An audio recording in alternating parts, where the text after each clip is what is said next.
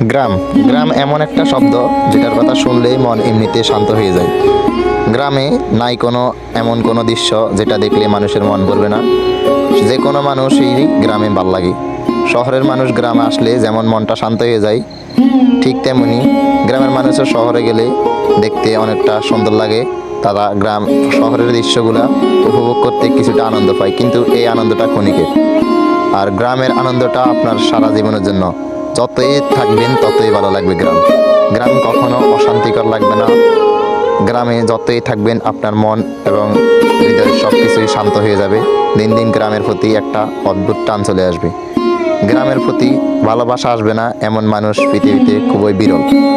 তো আজকে আপনাদেরকে আমাদের এই পার্শ্ববর্তী একটি গ্রাম, যেটার আশেপাশে নদী এবং এলাকা নিয়ে গঠিত, এরকম একটা গ্রাম দেখাতে।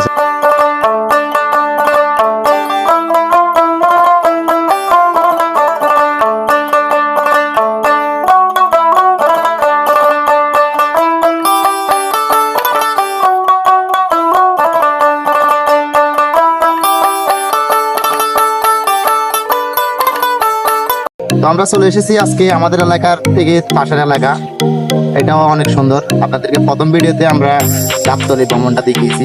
আজাদ মার্কেটের পাশাপাশি আছি আমরা, রামগতি উপজেলার পাশাপাশি একটা এলাকা। তো এই এলাকার ভিউটা একটু ঘুরে ঘুরে দেখাবো, এবং পাশাপাশি নদীর যে এলাকা আছে সেই নদীগুলার এলাকাটা আপনাদেরকে ঘুরে ঘুরে দেখাবো। আমরা জানি যে নদীতে সাধারণত জেলেরা মাছ ধরে, কিন্তু জেলেই কখনো ছোট বাচ্চা হয়, এটা কি কখনো শুনেছেন?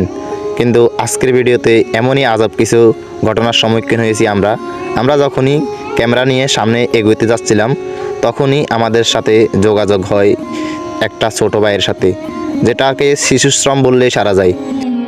ছোট ভাইদের দিকে আমরা ক্যামেরা নিয়ে এখন যাইতেছি। দেখতে পাবেন ওর মুখে কি বলে এবং কেন কাজ করতেছে এই অল্প বয়সে। আমরা সবাই এক এক করে ধাপে ধাপে জানতে থাকবো ওর কাছ থেকে। এই ছোট ভাই, তুমি কি করতেছো এখানে?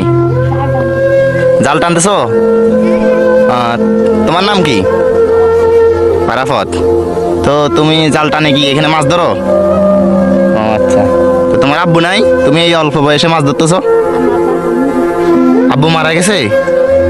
ও আচ্ছা। তোমার আব্বু মারা গেছে, তো তোমরা ভাই বোন কয়জন? বোন দুইজন, ভাই একজন।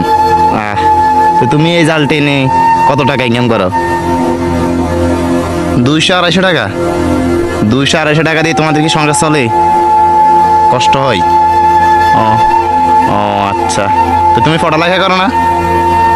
কিসে পড়ো? শিশুতে নি পড়ো? তো ভিউয়ার্স, কেমন লাগলো আমাদের আজকের এই ভিডিওটি অবশ্যই লাইক কমেন্ট করে জানাবেন, এবং আমাদের চ্যানেলটিতে নতুন হলে চ্যানেলটিতে একটি সাবস্ক্রাইব করে পাশে থাকা বেল আইকনটি বাজিয়ে দিয়ে আমাদের চ্যানেলের সাথেই থাকবেন। ধন্যবাদ সবাইকে। আগামী ভিডিও দেখার আমন্ত্রণ রইল। আজকের জন্য এই পর্যন্তই। আল্লাহ হাফেজ।